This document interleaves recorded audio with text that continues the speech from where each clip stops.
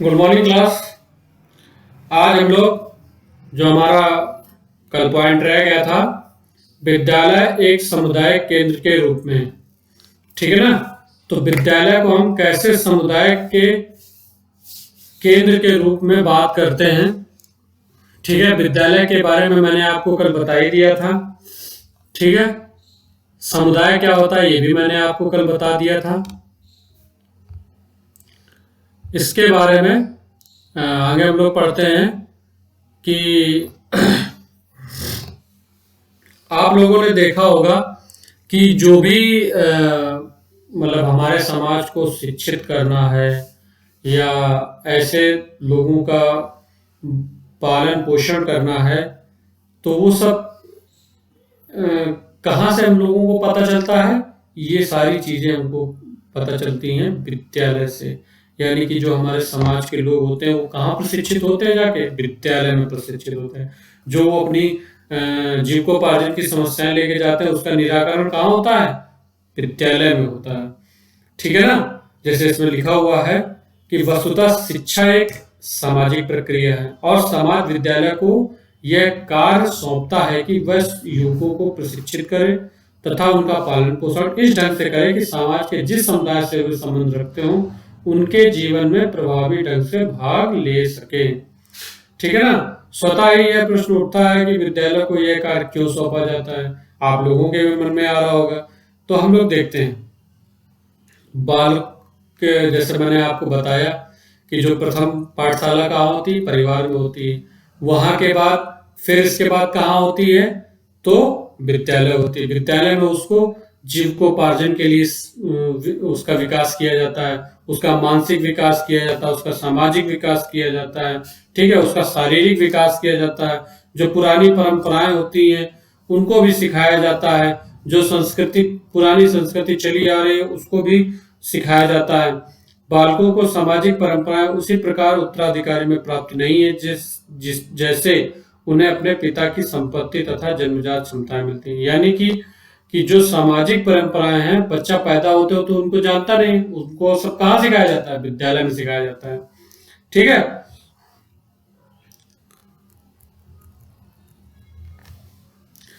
इसके बाद ये देखिए दो कारण है जिसके कारण हम लोग क्या करते हैं, ये देखिए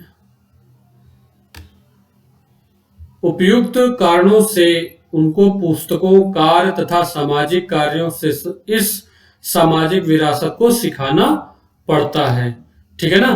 कैसे, पुस्तकों के माध्यम से और सामाजिक संपर्कों के माध्यम से, एक्टिविटी के माध्यम से।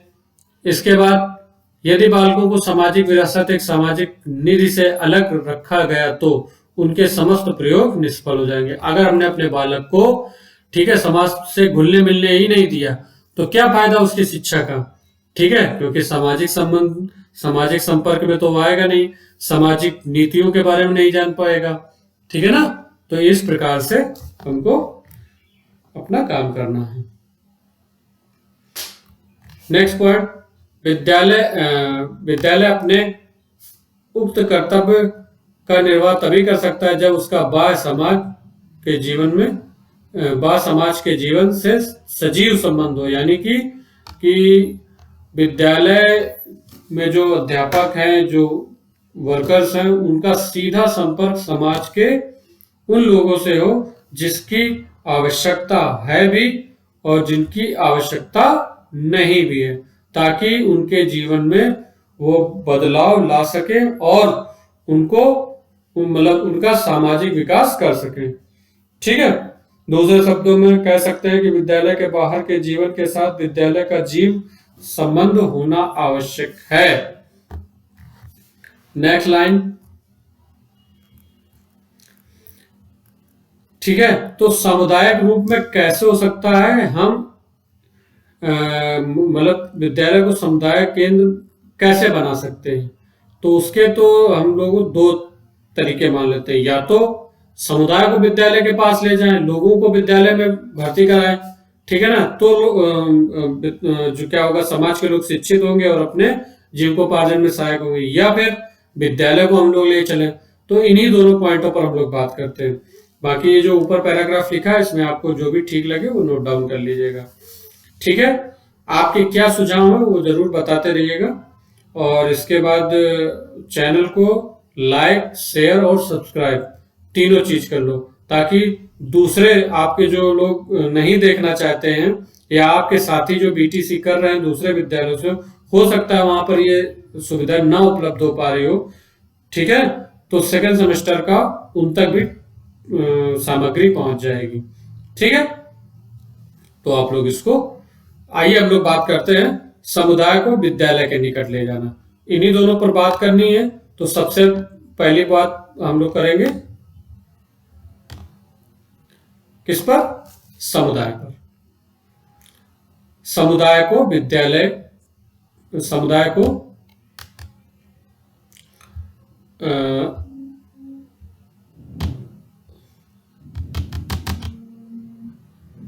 विद्यालय के निकट ले जाना।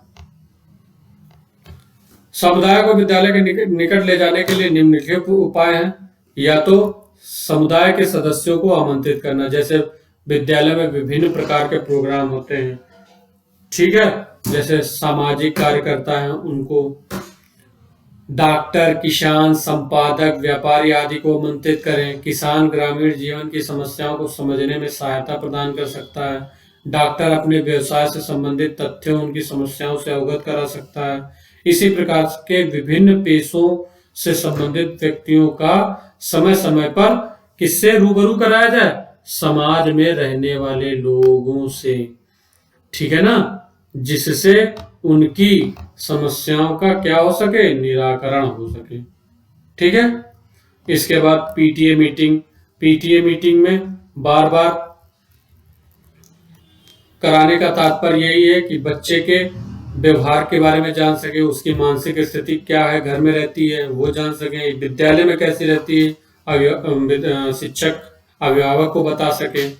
ठीक है, इसमें देखिए लिखा हुआ है, समुदाय को विद्यालय में लाने के लिए अभिभावक शिक्षक संघ महत्वपूर्ण भूमिका अदा करता है। छात्रों के माता पिता के को शिक्षण कार्य में अग्रलिखित प्रकार से संबद्ध किया जा सकता है। जो प्रकरण या इकाई स्थानीय समुदाय से संबंधित हो, उसके प्रतिपादन के समय अभिभावकों को विद्यालय में बुलाया जाए।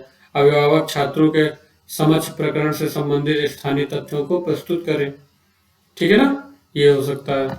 इसके बाद मेलों, उत्सवों, ये भी आप नोट डाउन कर लीजिएगा।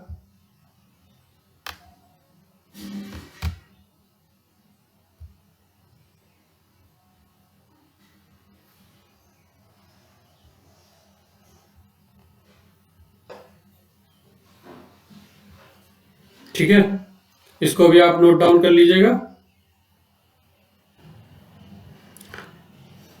ठीक है, इसके बाद नेक्स्ट पॉइंट है, विद्यालय किसी प्रकरण के संबंध में अभिभावकों से प्रश्नावली के माध्यम से सूचनाएं प्राप्त कर सकता है। यानी कि वो अभिभावकों से पूछ सकता है कि इस समय आपके जो आसपास एटमॉस्फेयर है उसमें कैसा क्या कहते हैं समस्याएं आ रही है क्या, और मतलब उन समस्याओं को दूर करने का कैसे क्या कारण हो सकता है, ये भी हम लोग विद्यालय में डिस्कस कर सकते हैं।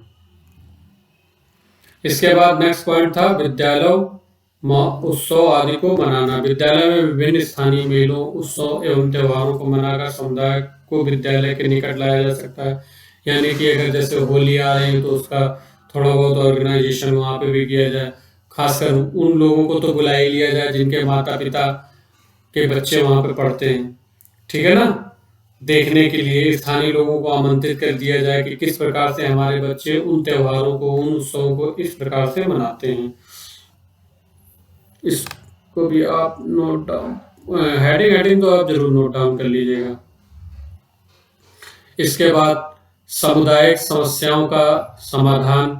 ठीक है ना, कि जो समाज में ऐसी समस्याएं आ रही, चाहे वो चिकित्सा से संबंधित हो, चाहे वो जीविकोपार्जन से संबंधित हो, या फिर कुछ ऐसी कोई नई समस्या आ गई है जैसे सफाई से हो गई, स्वास्थ्य संबंधी हो गई, कृषि संबंधी हो गई। ठीक है ना, तो उसको किस प्रकार से उनका सोल्यूशन किया जाए इसके बारे में ये प्रौढ़ शिक्षा को का केंद्र बनाना, ऐसे लोगों को शिक्षा प्रदान करना जो अपने जीविकोपार्जन के लिए विद्यालय छोड़ चुके हों, अपने बच्चों को पढ़ाने के लिए उन्होंने नौकरी कर लिया हो या कोई भी ऐसा कारण हो जिसकी वजह से वो विद्यालय जाना बंद कर दिए हों, ठीक है ना। तो कम से कम गांव में ऐसे शिक्षा केंद्रों को निर्माण होना चाहिए जिससे समुदाय किसके निकट आ सके, किसके, विद्यालय के, ठीक है ना। इसके बाद विद्यालय को समुदाय के निकट ले जाना नेक्स्ट पॉइंट है। कैसे ले जाएंगे? जैसे आप लोग देखते होंगे कि समय समय पर, जैसे देखते होंगे कि आप लोग समय समय पर साक्षात्कार के माध्यम से अध्यापक लोग आते हैं, छात्रों से विभिन्न प्रकार के सवाल पूछते हैं, ठीक है ना, और बहुत सारी सूचनाएं प्राप्त करते हैं, ठीक है। प्रत्यक्ष, देखिए हम लोग पढ़ लेते हैं इसमें। साक्षात्कार क्या है? प्रत्यक्ष ज्ञान की प्राप्ति के लिए साक्षात्कार आधार का कार्य करते हैं। छात्र समुदाय के विभिन्न लोगों से साक्षात्कार करके समुदाय के बारे में विभिन्न प्रकार की सूचनाएं प्राप्त कर सकते हैं। साथ ही समुदाय को बहुत से लोग को प्रकाशित साहित्य में तथा श्रव्य सामग्री प्रदान करके महत्वपूर्ण सूचनाएं प्रदान कर सकते हैं।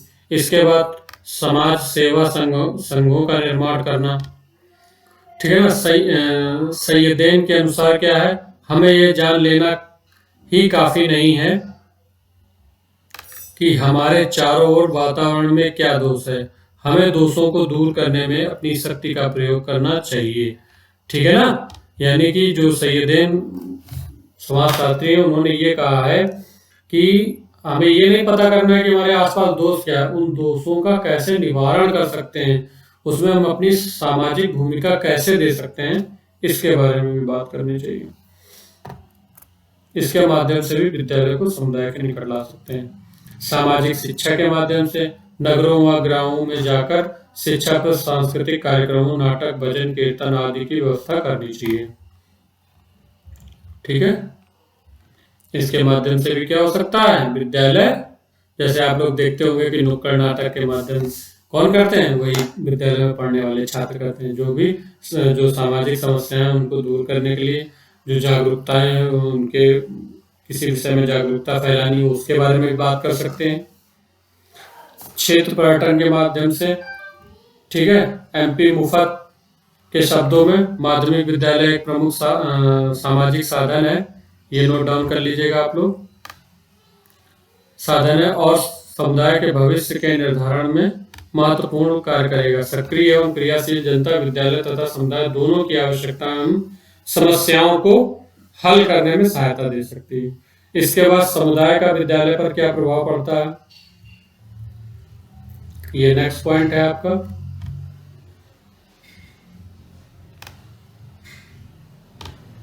ठीक है, क्या प्रभाव पड़ सकता है समुदाय का विद्यालय पर? समुदाय के आदर्श मान्यताओं आवश्यकताओं का प्रभाव। प्रत्येक समुदाय अपने आदर्श मान्यताएं तथा आवश्यक होती हैं, वह उनकी पूर्ति एवं स्वयं को जीवित रखने के लिए विद्यालय की स्थापना करता है। यानी कि जो भी हमारे आदर्श हैं, ठीक है, जो भी हमारी परंपराएं हैं, उनको आगे बढ़ाने के लिए क्या करता है, विद्यालय की स्थापना करता है। उस विद्यालय में जो शिक्षक होते हैं वो उन बालकों को उस परंपराओं से अवगत कराते हैं और पीढ़ी दर पीढ़ी हस्तांतरण करने का प्रयास करते हैं। उदाहरणार्थ, आधुनिक युग में भारतीय समुदाय की आवश्यकताएं एवं मांगे परिवर्तित हो चुकी हैं। आज का भारतीय समुदाय औद्योगिकरण की मांग कर रहा है। ठीक है, तो हम लोगों ने अपनी शिक्षा कैसी कर ली है, व्यवसाय कर ली है।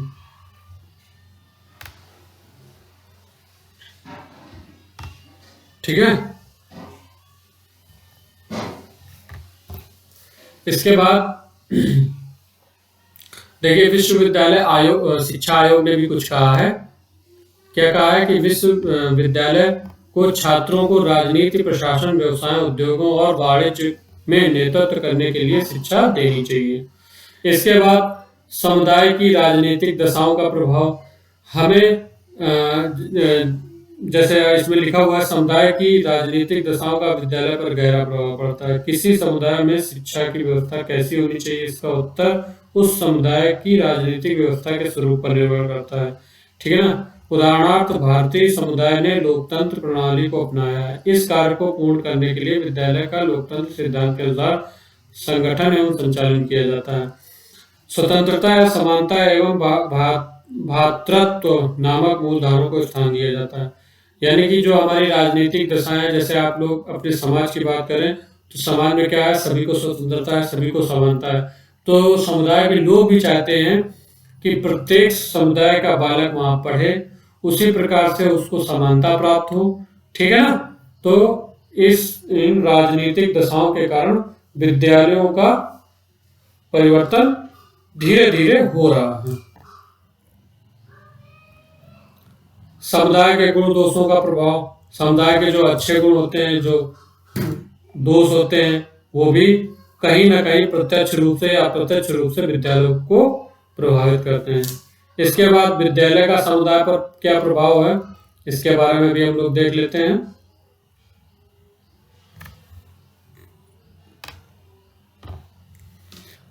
पहले तो समुदाय की संस्कृति विरासत का संरक्षण। विद्यालय क्या करता है, समुदाय की जो भी संस्कृति होती है उसका संरक्षण करता है। प्राचीन समय में जो भी थी, आज हम लोग देख रहे हैं वो भी है। ठीक है ना। समुदाय की आवश्यकताओं की मांग, जिस प्रकार से हमारे समाज की आवश्यकता होती है, हमारे विद्यालय की शिक्षा हमेशा वैसी और उस रूप में बदलती जाती है। ठीक है ना। अगर हम लोग औद्योगिकीकरण की बात करें तो हमारी आज की शिक्षा क्या हो गई, औद्योगिकीकरण हो गया, उसकी डिजिटलाइजेशन हो गया। समुदाय के भावी स्वरूप का निर्धारण, जो आवश्यकताएं, आदर्श, नियम, जो डिमांड्स होती है, मांगे होती हैं, उसके अनुसार मैंने पहले भी आप लोगों को बताया कि क्या होता है, नवाचार का उद्भव होता है। और उन नवाचारों के में क्या होता है, वैज्ञानिक आविष्कारों का जन्म होता है। ठीक है ना। तो जो भी हमारे समुदाय का डिमांड होगी, हमारे विद्यालय की शिक्षा या हमारा विद्यालय उसी के अनुरूप क्या हो जाएगा, बदल जाएगा। ये आप लोग इतना पढ़ लीजिएगा। ठीक है। इसके बाद टीपी नन की जो परिभाषा है बहुत महत्वपूर्ण है।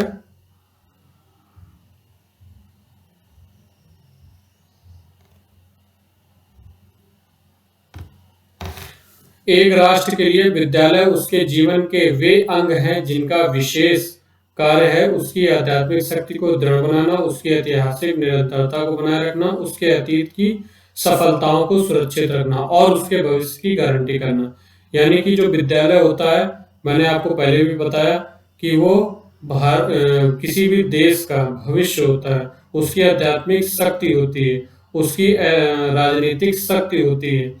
ठीक है ना। और उसकी सफलता के लिए हमको इन सारी शक्तियों का क्या करना पड़ेगा, संरक्षण करना पड़ेगा, जिससे कि हम अपने भविष्य की क्या कर सकते हैं, भविष्य की गारंटी को और सुदृढ़ कर सकते हैं। ठीक है ना। आई होप आप लोगों को आज का लेक्चर अच्छा लगा होगा। ठीक है। जो भी आप लोगों की समस्याएं हो वो डाउट क्लास 2 से 3 बजे तक जो रहती है उसमें आप पूछ सकते हो। ठीक है ना। और साथ ही साथ मैंने आपके लिए YouTube पे ये नया चैनल बनाया है, तो मेरी अपेक्षा आपसे यही है कि इस वीडियो को देखें और देखने के साथ साथ उनको लाइक, शेयर और सब्सक्राइब जरूर से जरूर करें। ठीक है। जो भी आपकी समस्याएं हो वो आप लोग पूछ सकते हैं। Thank you class.